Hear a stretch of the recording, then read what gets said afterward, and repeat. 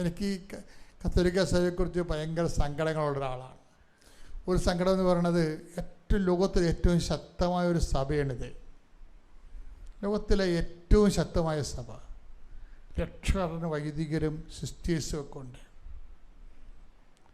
പക്ഷെ കർത്താവ് പറഞ്ഞ കാര്യങ്ങൾ സഹോദരനെ ശക്തിപ്പെടുത്തുക, കർത്താവിനെ അറിയാത്ത അറിയിക്കുക, അറിഞ്ഞവരെ ആഴപ്പെടുത്തുക, സുവിശേഷം കൈമാറുക എന്നൊരു വിഷയത്തിൽ സഭയിൽ ഭയങ്കരമായ ആസ്തിഭദ്രതയും അതുപോലെ പിന്നെ ശുശ്രൂഷ സംവിധാനങ്ങളുണ്ട്.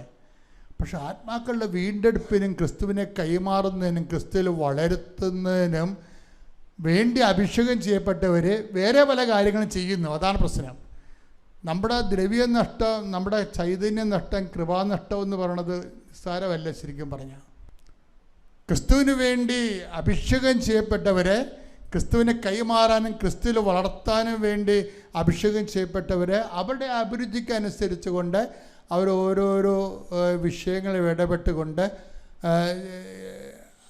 അവസാനം വരുമ്പോൾ ഇവരെല്ലാവരും ഒരേ സമയം ക്രിസ്തുവിനെ കൈമാറാനും ക്രിസ്തുവിൽ തളർന്നിരിക്കുന്നവരെ ഇതുപോലെ ശക്തിപ്പെടുത്താനും കഴിഞ്ഞെങ്കിലേ ഈ ലോകത്തെ മാറ്റിമറിക്കാൻ വേണ്ടി നമുക്ക് വെറും 12 കൊല്ലം മതി.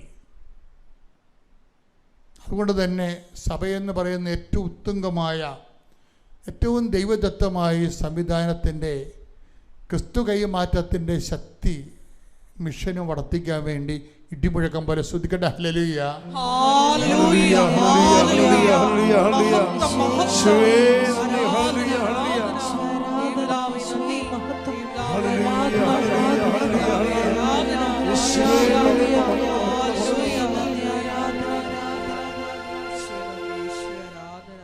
ഉടമ്പടിയിലെ ആവേശത്തിലുമായി വളരാൻ വേണ്ടി കർത്താവ് ഈ നിമിഷം വരെ നമ്മളോട് വ്യത്യസ്തമായ രീതികളിൽ സംസാരിക്കുകയായിരുന്നു. ഉടമ്പടി ജ്വലിച്ചു നിന്ന ഒരാഴ്ചയാണ് കടന്നു പോണത്.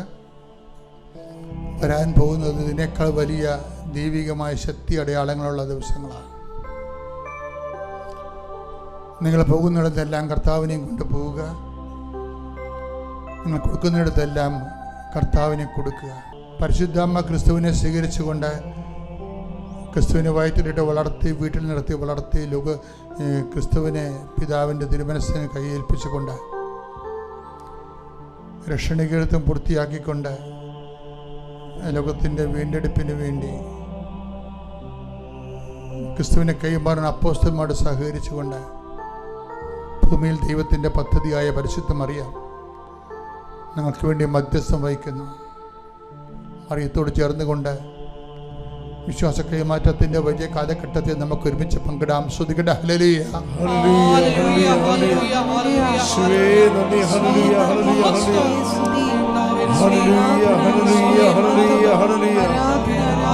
ആരാധന, ആരാധന, മഹത്വം, മഹത്വം, മഹത്വം, മഹത്വം. അച്ഛൻ പ്രാർത്ഥിച്ചുകൊണ്ടിരിക്കുമ്പോൾ കൈകൾ നെഞ്ചത്ത് വെച്ചാൽ മാത്രം മതി. ഞാൻ എല്ലാ വിഷയവും സമർപ്പിച്ച് പ്രാർത്ഥിക്കാം. നിങ്ങൾ കടന്നു പോകുന്ന കണ്ണീരിൻ്റെ എല്ലാ വിഷയവും സമർപ്പിച്ച് പ്രാർത്ഥിക്കും. എല്ലാ വിഷയങ്ങളുടെ മേലും കർത്താവ് നിങ്ങളുടെ കരുണ തോന്നുകയും നിങ്ങളെ വിടുവിക്കുകയും നിങ്ങളെ വീണ്ടെടുക്കുകയും ഈ ആഴ്ച കർത്താവ് നിങ്ങളെ പ്രത്യേകം അനുഗ്രഹിക്കുകയും ചെയ്യും. ശ്രദ്ധിക്കട്ടെ. ഹല്ലേലൂയ. കർത്താവ് നിന്റെ വിശുദ്ധ പൗരോഹിത്യത്തെ മഹത്വപ്പെടുത്തണം. കർത്താവ് സഭയിലുള്ള സാന്നിധ്യം നീ പ്രകടമാക്കണം. 40 വർഷം ഞാൻ അർപ്പിച്ച കൃപാന്റെ യോഗ്യതയാണ്. കൃപാസ്ഥാനത്താറെ ജീവനോടെ പ്രത്യക്ഷപ്പെട്ട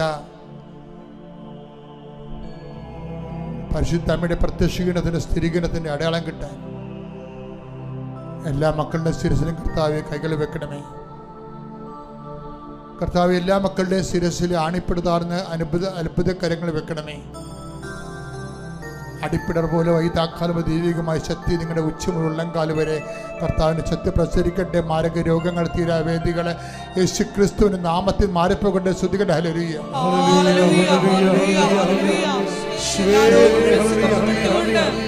നാമത്തെ ആരാധനയിലൂടെ വീണ്ടും മഹത്വപ്പെടുത്തണമേ. ഹല്ലേലൂയ.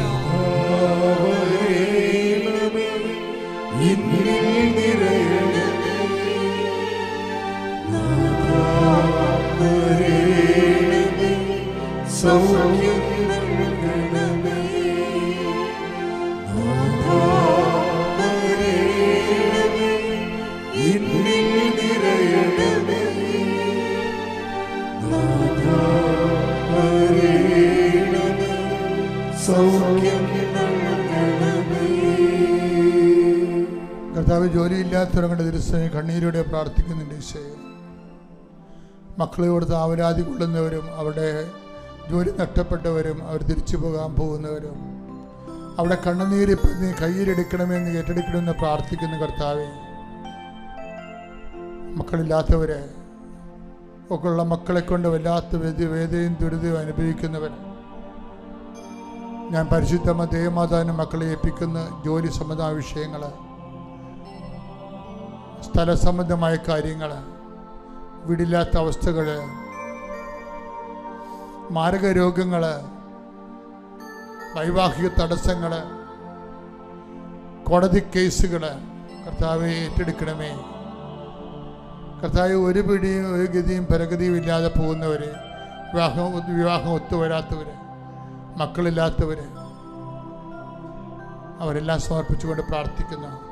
ഈശോ, ജീവിക്കാൻ മാർഗമില്ലാത്തതുകൊണ്ട് ഈശോയെ, എന്ത് ജോലി ചെയ്തിട്ടും ഒരു ഗതി പിടിക്കണില്ല, കൂടുതൽ കടമായി മാറുന്നു. കുടുംബത്തിൽ തങ്ങളുടെ നില പരിതാപകരവും സമാധാനമില്ലാത്ത കുടുംബങ്ങൾ, ഈശോ ആ കുടുംബങ്ങളുടെ എല്ലാം 4 അതിരുകളിൽ കർത്താവിൻ്റെ രക്തം ഞാൻ തളിക്കുന്നു. നീ ഏത് ഭവനത്തിൽ പ്രവേശിക്കുമ്പോൾ ആ ഭവനത്തിൽ സമാധാന ആശംസകൾ അരളിച്ച കർത്താവെ, നിന്റെ ഉന്നതമായ നാമത്തിൽ സഭയുടെ അധികാരത്തിൽ കുരിശിൻ്റെ അടയാളത്തിൽ ഞാൻ സമാധാനമില്ലാത്ത കുടുംബങ്ങൾക്ക് യേശുക്രിസ്തുവിന്റെ നാമത്തിൽ സമാധാനം ആശംസിക്കുന്ന അവിടെയുള്ള മക്കൾ സമാധാനം ആശംസിക്കാൻ അനുഭവിക്കാൻ ഇടയാക്കണമേ. ശ്രുതിക്കട്ടെ. ഹല്ലേലൂയ.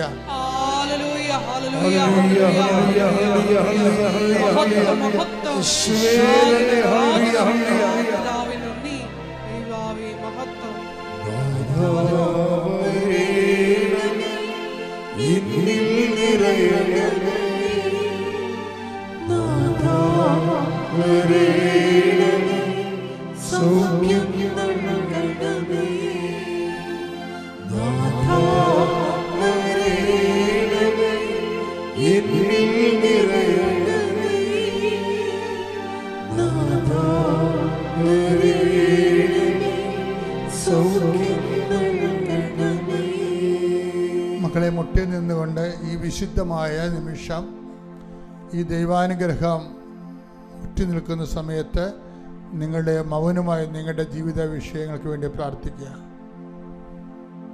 ഇപ്പോൾ പ്രാർത്ഥിക്കുന്ന വിഷയത്തിന് ദൈവിക തീരുമാനമുണ്ടായി നിങ്ങൾക്ക് സാക്ഷ്യം പറയാൻ കഴിയും.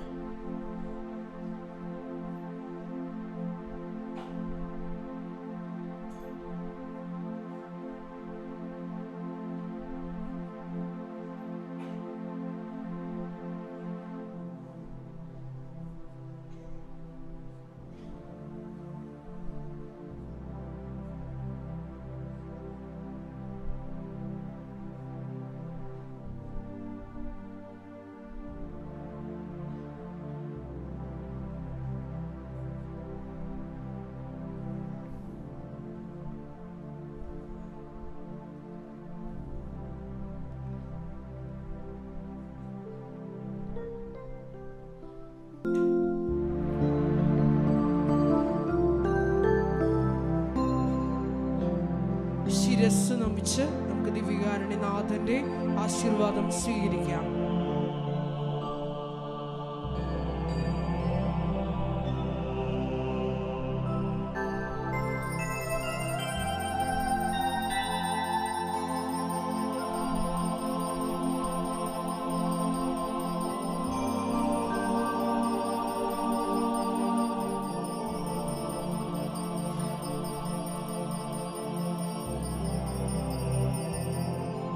പരിശുദ്ധ പരമമാ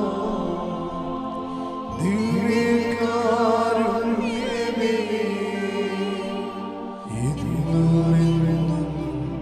അങ്ങേക്ക് ആരാധന. പരിശുദ്ധ പരമമാ ദിവ്യകാരുണ്യമേ, എന്നും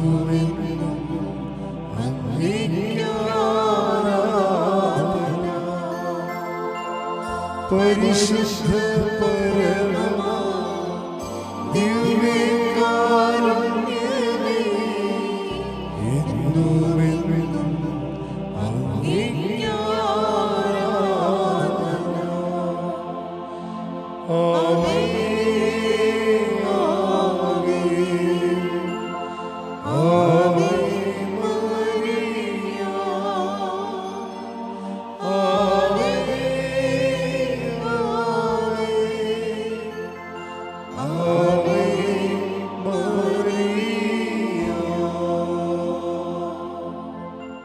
എൻ്റെ പേര് ജോസ്മി ജോസഫ്. ഞാൻ ഹരിപ്പാട് പള്ളിപ്പാട് നിന്ന് വരുന്നു.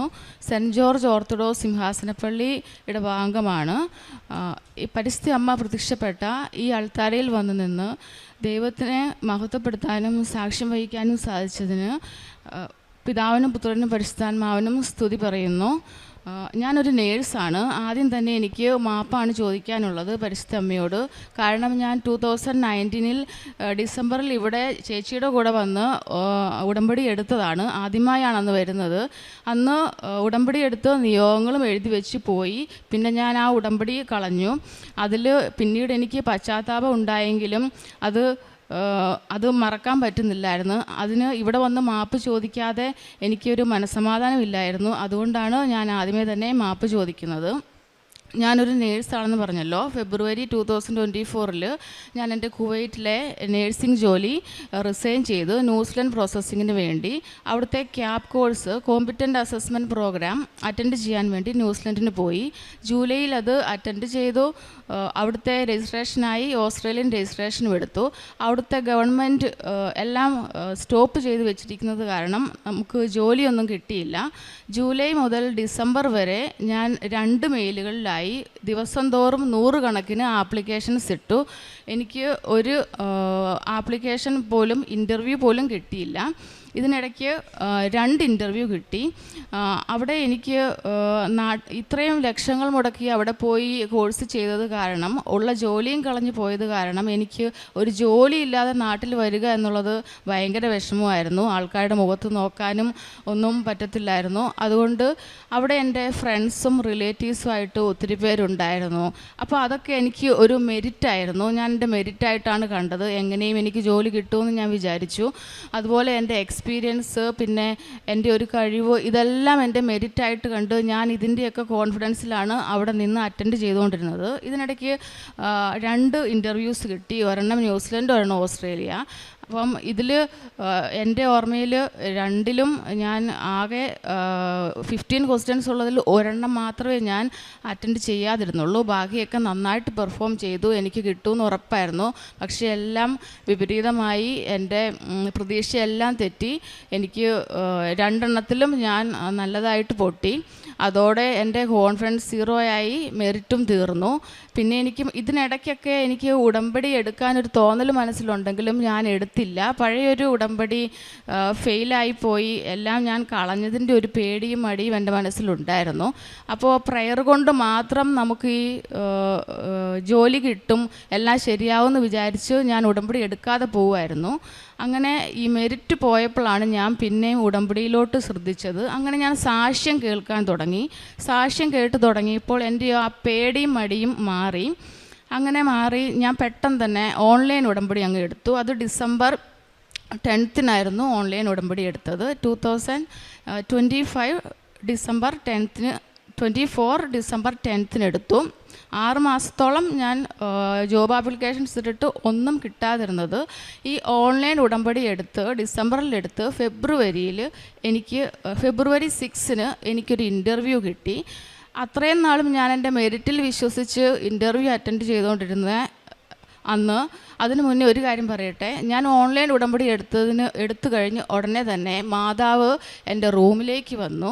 ഒരു ഉടമ്പടി എടുത്തൊരു കുട്ടിയുടെ രൂപത്തിൽ. അവൾ എൻ്റെ ഫ്രണ്ടിൻ്റെ കസിനായിരുന്നു. എൻ്റെ ഷെയറിങ് അക്കോമഡേഷനായിട്ട് വന്നു. അവൾ വന്നത് ഉടമ്പടി എടുത്തിട്ടാണ്. അവളുടെ കയ്യിൽ മാതാവിൻ്റെ രൂപം, തിരി, പ്രയർ ബുക്ക്, ഉപ്പ്, തൈലം എല്ലാം ഉണ്ടായിരുന്നു. ഇവൾ എല്ലാ കാര്യങ്ങളും എനിക്ക് പറഞ്ഞു തന്നു. ഞങ്ങൾ ഒരുമിച്ച് ഉടമ്പടിയിൽ ശ്രദ്ധിച്ചു, ഉടമ്പടിയിലായി. അങ്ങനെ ഞങ്ങൾ അവിടെ പത്രങ്ങളും കൊടുക്കാൻ തുടങ്ങി. പതുക്കെ ദിവസം തോറും 1000 100 കണക്കിന് ആപ്ലിക്കേഷൻ അയച്ചുകൊണ്ടിരുന്ന ഞാൻ അത് കുറച്ച് പത്രപ്രവർത്തനം കൂടുതൽ ശ്രദ്ധ കേന്ദ്രീകരിച്ചു. അങ്ങനെയാണ് എനിക്ക് ഫെബ്രുവരി 6 ഇൻ്റർവ്യൂ സക്സസ്ഫുള്ളായി കിട്ടിയത്. മാതാവിൻ്റെ അനുഗ്രഹത്താൽ ഞാൻ ഉടമ്പടി, ഉപ്പും വിശുദ്ധ തൈലവും പുരട്ടി വിശ്വാസപ്രമാണം ചൊല്ലി എൻ്റെ മെരിറ്റിൽ ആശ്രയിക്കാതെ മാതാവിൻ്റെയും തിരുക്കുമാരൻ്റെയും അനുഗ്രഹത്തിൽ മാത്രം ആശ്രയിച്ച് അവിടെ ഇരുന്ന് അറ്റൻഡ് ചെയ്തു. അങ്ങനെ ഞാനത് സക്സസ്ഫുള്ളായി. എനിക്കത് കിട്ടി. ഞാൻ നാട്ടിലോട്ട് പോന്നു. നാട്ടിൽ വന്ന ഉടനെ April 25, 2025 ഞാൻ തീർത്ഥാടന ഉടമ്പടി ഇവിടെ വന്നെടുത്തു. ഞാൻ വിചാരിച്ചു പിന്നെ വിസ പ്രോസസ്സിംഗ് അല്ലേ ഉള്ളൂ, പെട്ടെന്നെല്ലാം നടക്കുമെന്ന്. പക്ഷേ വിസ പ്രോസസ്സിങ്ങിലായിരുന്നു എൻ്റെ ലാഗ് മുഴുവൻ. പിന്നീടാണ് മനസ്സിലായത് എൻ്റെ ഈ വിസ പ്രോസസ്സിംഗ് ലാഗ് മുഴുവൻ ദൈവത്തിൻ്റെ മഹത്വത്തിനായിട്ടുള്ള ഒരു പ്ലാനായിരുന്നുവെന്ന്. കാരണം ആദ്യത്തെ തീർത്ഥാടന ഉടമ്പടി എടുത്തു കഴിഞ്ഞ് വിസ പ്രോസസ്സിംഗ് നടക്കുമല്ലോ എന്ന് കരുതി ഞാൻ കുറച്ചൊരു ഉടമ്പടി ഉഴപ്പുന്ന പോലെയായി, കറക്റ്റ് സമയത്തിനൊന്നും പ്രാർത്ഥിക്കാതെയായി.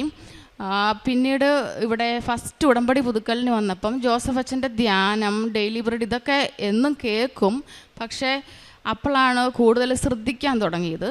അന്ന് മുതൽ ഞാൻ അച്ഛൻ പറഞ്ഞതനുസരിച്ച് മാതാവിനോട് എന്നെ പ്രത്യക്ഷീകരണത്തിൻ്റെ സാക്ഷിയാക്കണമെന്ന് പ്രാർത്ഥിച്ചു തുടങ്ങി. അന്ന് മുതൽ ഉടമ്പടി കത്താൻ തുടങ്ങി. എൻ്റെ ഫസ്റ്റ് ഉടമ്പടി പുതുക്കൽ കഴിഞ്ഞപ്പോഴത്തേക്കും അത് ജൂലൈയിൽ കഴിഞ്ഞു. ഓഗസ്റ്റിൽ എനിക്ക് ഹോസ്പിറ്റലിൽ നിന്ന് വിസ നോമിനേഷൻ അപ്രൂവൽ കിട്ടി. അത് കഴിഞ്ഞ് എൻ്റെ ഏറ്റവും വലിയൊരു ഇഷ്യൂ മൈഗ്രേഷൻ ലോയറിൻ്റെ ഒരു പ്രോബ്ലമായിരുന്നു. അപ്പോൾ എൻ്റെ രണ്ടാമത്തെ ഉടമ്പടി പുതുക്കൽ ഒക്ടോബർ ആയിരുന്നു. ആദ്യം ഞാൻ ഒക്ടോബറിൽ അഖണ്ഡ ജപമാല റാലിക്ക് വന്നുകൂടി. അത് കഴിഞ്ഞ് 2-3 ദിവസത്തിനുള്ളിൽ സെക്കൻഡ് ഉടമ്പടി പുതുക്കി. ഇത് രണ്ടും കഴിഞ്ഞതോടുകൂടി എൻ്റെ അടുത്ത സ്റ്റേജ്, ഏറ്റവും വലിയ സ്റ്റേജ് കംപ്ലീറ്റ് ആയി. എൻ്റെ പഴയ മൈഗ്രേഷൻ ലോയർ മാറി, പുതിയൊരാൾ വന്നു. ആ പുതിയൊരാൾ ഉടനെ തന്നെ എൻ്റെ വിസ ലോഡ്ജ് ചെയ്തു. എൻ്റെ മെഡിക്കലും കഴിഞ്ഞു. ഇത് രണ്ടും ഒക്ടോബറിൽ റാലിയും പുതുക്കലും കഴിഞ്ഞ് നവംബറിൽ തന്നെ വിസയും ലോഡ്ജായി, മെഡിക്കലും കഴിഞ്ഞു. ഈ മെഡിക്കൽ കഴിഞ്ഞ് പിന്നെ ഒരു വിസ ഗ്രാൻഡ് ലെറ്ററിന് വേണ്ടിയുള്ള എൻ്റെ കാത്തിരിപ്പായിരുന്നു. പക്ഷേ ഈ കാത്തിരിപ്പ് അവർ പറഞ്ഞത് 3 to 5 months എന്നോട് പറഞ്ഞത്. ഞാനപ്പം എന്തായാലും ലാഗായി എന്ന് പറഞ്ഞു ഞാനിങ്ങനെ നോക്കിയിരിക്കുക. പക്ഷേ ഇതിനുള്ളിൽ ഇത്രയും നാളും ജോലി ഇല്ലാതിരുന്നതിൻ്റെ മാനസികമായ കുറേ വിഷമങ്ങളും പലരുടെയും അഭിപ്രായങ്ങളും ഒക്കെ കേട്ട് ഒരുപാട് സങ്കടപ്പെടേണ്ടി വന്നു. അപ്പോഴൊക്കെ എന്നെ കരകയറ്റിയത് ജോസഫ് അച്ഛൻ്റെ ധ്യാനവും ഡെയിലി ബ്രെഡുമാണ്. അച്ഛൻ എപ്പോഴും പറയുമായിരുന്നു, നമുക്ക് സഹനങ്ങൾ വരുന്നത് ദൈവമഹത്വത്തിനായിട്ടാണ്, ദൈവം അനുവദിച്ചു തരുന്നതാണ്. അങ്ങനെയൊരു ചിന്ത, അങ്ങനെയൊരു ബോധ്യം ഉണ്ടായി കഴിഞ്ഞപ്പോഴത്തേക്കും പിന്നെ ഞാൻ വിസേനെക്കുറിച്ച് ഓർക്കാതെയായി. ആകെ മാതാവിൻ്റെ അടുത്ത് പോയി മാത്രം വൈകുന്നേരം സന്ധ്യാപ്രാർത്ഥനയിൽ കരയും. അങ്ങനെ ഞാൻ സഹനങ്ങളെല്ലാം കുരിശിനോട് സമർപ്പിച്ചു. എല്ലാം ദൈവത്തിൻ്റെ മഹത്വത്തിനും ദൈവം അനുവദിച്ചു തരുന്നതുമാണെന്ന് മനസ്സിൽ കരുതി അങ്ങനെ ഇരുന്ന് ജനുവരിയിൽ എൻ്റെ തേർഡ് പുതുക്കൽ ജനുവരി 28 കഴിഞ്ഞു. ഇതിപ്പോൾ ഫെബ്രുവരി ആയി. ഇന്നിപ്പം ഞാൻ എൻ്റെ വിസ ഗ്രാൻഡ് ലെറ്ററുമായിട്ടാണ് വന്നിരിക്കുന്നത്. ഇതെനിക്ക് നേടിത്തന്നത് എൻ്റെ പരിശുദ്ധ അമ്മയും തിരുക്കുമാരനുമാണ്. 1000 നന്ദി പറയുന്നു. ഇതാണ് എൻ്റെ ഏറ്റവും വലിയ സാക്ഷ്യം. ഇനി രണ്ടാമത് എനിക്ക് എൻ്റെ ഒരു ഡ്രൈവിംഗ് ലൈസൻസ് കിട്ടിയ സാക്ഷ്യമാണ്. ഞാൻ ഫസ്റ്റ് ഒരു ഡ്രൈവിംഗ് ടെസ്റ്റ് അറ്റൻഡ് ചെയ്ത് ഫെയിലായതാണ്. ഫെയിലായി കഴിഞ്ഞ് ഒന്നാമത് എനിക്ക് ഡ്രൈവിങ്ങിൻ്റെ ഒന്നും അറിയില്ല. അതിൻ്റെ കൂടെ ഫെയിലായും കൂടി ചെയ്തതോടുകൂടി എനിക്ക് ഭയങ്കര പേടിയും ഭയവുമായി. അപ്പോൾ ഞാൻ പിന്നീട് ഡേറ്റ് എടുത്തെങ്കിലും പോകാൻ പേടിയായിരുന്നു. പക്ഷേ ആദ്യത്തെ ഡ്രൈവിംഗ് ടെസ്റ്റ് അറ്റൻഡ് ചെയ്യുമ്പോൾ ഞാൻ ഉടമ്പടിയിലല്ലായിരുന്നു. പക്ഷേ ഈ സെക്കൻഡ് അറ്റൻഡ് ചെയ്യുമ്പോൾ ഞാൻ ഉടമ്പടിയിലായിരുന്നു. അതുകൊണ്ട് തന്നെ ഞാൻ ഉടമ്പടി ഉപ്പും തൈലവും ഒക്കെ വിശ്വാസ പ്രമാണം ചൊല്ലി പ്രയോഗിച്ച് ആണ് പോയത്. എനിക്ക് ഡ്രൈവിംഗ് ലൈസൻസ് പാസ്സായി. അത് ഒരു അനുഗ്രഹമാണ്. പരിശുദ്ധ അമ്മയുടെയും തിരുക്കുമാരനും അനുഗ്രഹിച്ച് തന്നതാണ്, അല്ലാണ്ട് എൻ്റെ കഴിവുകൊണ്ട് കിട്ടിയതല്ല. പിന്നെ എനിക്ക് പറയാനുള്ളത്, എനിക്ക് ആത്മീയമായി കിട്ടിയ ചില അനുഗ്രഹങ്ങളാണ്. ഞാൻ കുർബാനകളും കുമ്പസാരങ്ങളും ഒക്കെ പല വഴിക്ക് എന്തെങ്കിലും കാരണങ്ങൾ പറഞ്ഞ് സന്ധ്യാപ്രാർത്ഥനകളും ഒക്കെ മുടക്കിയിരുന്ന ഒരു വ്യക്തിയാണ്. പണ്ട് പേഴ്സണൽ പ്രെയർ മാത്രം നല്ലപോലെ ചെയ്യും. പക്ഷേ പള്ളിയിൽ പോവുക, കുമ്പസരിക്കുക, ഇവിടെ എവിടെയെങ്കിലും പോയി ധ്യാനം കൂടുക ഇങ്ങനെയുള്ള കാര്യങ്ങളൊന്നുമില്ല. അവിടെയൊക്കെ പോകുന്ന എന്തിനാ, വീട്ടിലിരുന്ന് പ്രാർത്ഥിച്ചാലും ദൈവം കേൾക്കും, വീട്ടിലിരുന്നാലും നമുക്ക് പാപം ഏറ്റു പറയാം, ദൈവം കേട്ടോളും, അങ്ങനെയൊക്കെയുള്ളൊരു ചിന്തയായിരുന്നു. അതൊക്കെ എൻ്റെ ഒരു ഒഴിവുകഴിവായിരുന്നെന്നോ പിന്നീട് എനിക്ക് മനസ്സിലായി. സന്ധ്യാപ്രാർത്ഥനകളും കുർബാനകളും എല്ലാം പല പല ആഘോഷങ്ങൾക്കും പരിപാടികൾക്കും വേണ്ടി നീക്കി വയ്ക്കും, അത് സ്കിപ്പ് ചെയ്യും, എല്ലാം ചെയ്തിട്ടുണ്ട്. അങ്ങനെ നടന്നിരുന്ന ഞാൻ ഈ ഉടമ്പടി ആദ്യം ഞാൻ ഉടമ്പടിയിലോട്ട് വരുന്നത് പ്രത്യക്ഷീകരണ പ്രാർത്ഥന ചൊല്ലിക്കൊണ്ടാണ്. അത് കഴിഞ്ഞ് സാക്ഷ്യങ്ങൾ കേൾക്കാൻ തുടങ്ങിയപ്പോഴാണ് പതുക്കെ എൻ്റെ മൈൻഡ് ചേഞ്ച് ആയി തുടങ്ങിയത്. ഇപ്പോൾ ഈ നിൽക്കുന്ന ഞാൻ എല്ലാ ഞായറാഴ്ചയും ഞാനൊരു ഓർത്തഡോക്സ് ആണ്, അതുകൊണ്ട് നമുക്ക് എല്ലാ ദിവസങ്ങളിലും കുർബാനയില്ല, പക്ഷേ എല്ലാ ഞായറാഴ്ചയും ഉണ്ട്, അതൊരിക്കലും മുടക്കാറില്ല. കുമ്പസാരം നമുക്ക് എവരി 2 വീക്ക് ചെയ്യാൻ പറ്റത്തില്ല, അതുകൊണ്ട് ഞാൻ എല്ലാ മാസവും ഇവിടെ കൃപാസനം വരുമ്പോൾ ഇവിടെ മിഷൻ സെൻറ്ററിലാണ് കുമ്പസരിക്കുന്നത്. അത് എല്ലാ മാസവും തുടർന്നുകൊണ്ട് പോകുന്നു.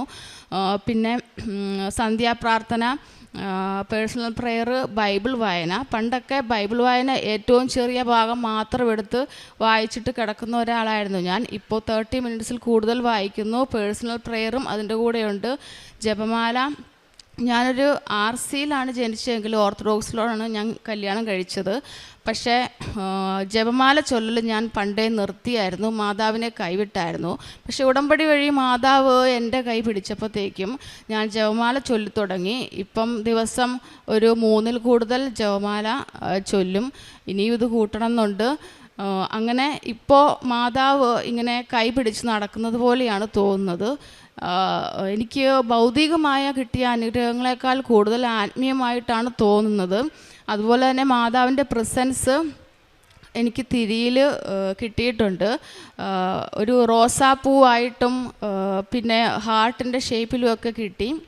ഇത് കുറേ നാളുകൾ കിട്ടുമായിരുന്നു. പ്രത്യേകിച്ച് സഹനങ്ങളും സങ്കടങ്ങളും ഉണ്ടാകുമ്പോഴാണ് ആശ്വസിപ്പിക്കാൻ വേണ്ടി വരുന്നത് പോലെ എനിക്ക് തോന്നും. ഒന്നും സന്തോഷമായിട്ടിരിക്കുമ്പോഴത്തേക്കും വരാറില്ല, പക്ഷേ സഹനങ്ങൾ വരുമ്പോൾ ഇത് കൂടുതലായിട്ട് തിരിയിൽ കാണുന്നുണ്ടായിരുന്നു. പിന്നെ പ്രേക്ഷിത പ്രവർത്തനമായിട്ട് ഞാൻ ചെയ്യുന്നത്, പ്രേക്ഷിത പ്രവർത്തനം ഞാൻ ആദ്യം ആരംഭിച്ചത് ന്യൂസിലൻഡിലാണ്. ന്യൂസിലൻഡിൽ എൻ്റെ കൂടെ ഒരു ഉടമ്പടി എടുത്ത കൂട്ടുകാരി ഉണ്ടായിരുന്നു. ഞങ്ങൾ 2 പേരും കൂടി ഡിസംബർ ഞാൻ ഓൺലൈൻ ഉടമ്പടി എടുത്തത് മുതൽ മാർച്ചിൽ ഞാൻ അവിടുന്ന് പോരുന്നിടം വരെ എല്ലാ വീക്കും ആകെ ഒരു ഇംഗ്ലീഷ് പത്രം ഉണ്ടായിരുന്നു. അത് കോപ്പി എടുത്തെടുത്ത് എല്ലാ ആഴ്ചയിലും അവിടുത്തെ ഇംഗ്ലീഷുകാർക്ക് കൊടുക്കുമായിരുന്നു. പറഞ്ഞു തന്നെയാണ് കൊടുക്കുന്നത്.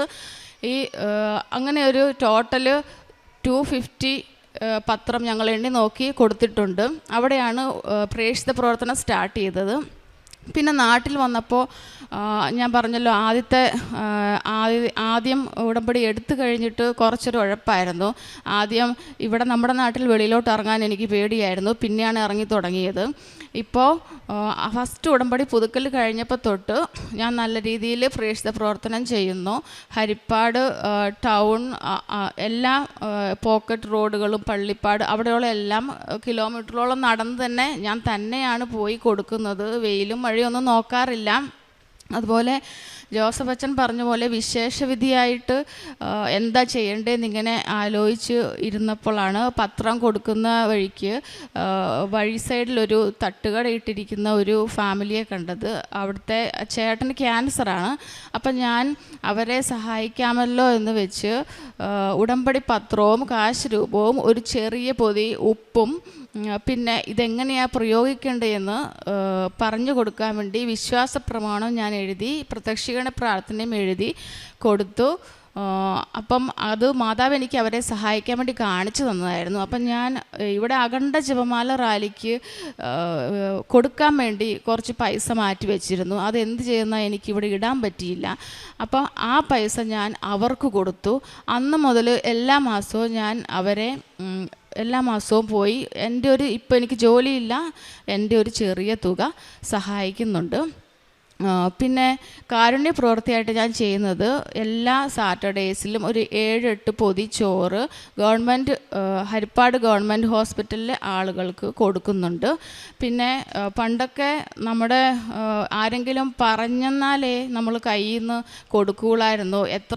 എത്രയാണെന്നൊക്കെ നോക്കി കുറച്ച് പൈസയൊക്കെ എടുത്തേ കൊടുക്കുകയുള്ളായിരുന്നു. ഇപ്പം നമ്മൾ അങ്ങോട്ട് ചെന്ന് കൊടുക്കുന്നു, പൈസയൊന്നും നോക്കാറില്ല, ഇല്ലെങ്കിലും കൊടുക്കുന്നു. അങ്ങനെയാണിപ്പോൾ ചെയ്യുന്നത്. പിന്നെ കുമ്പസാരവും കുർബാനയും എല്ലാം ഉടമ്പടിയിൽ പറഞ്ഞതുപോലെ തന്നെ ചെയ്യുന്നു. സന്ധ്യാപ്രാർത്ഥന മുടക്കാതെ ചെയ്യുന്നു. എവിടെ പോയെന്നാലും തൈലം തൂക്കാതെ നമ്മൾ വെളിയിൽ ഇറങ്ങത്തില്ല. എന്ത് അസുഖം ഉണ്ടെങ്കിലും തൈലം തൂത്താണ് ഇപ്പോൾ എല്ലാം മാറ്റുന്നത്.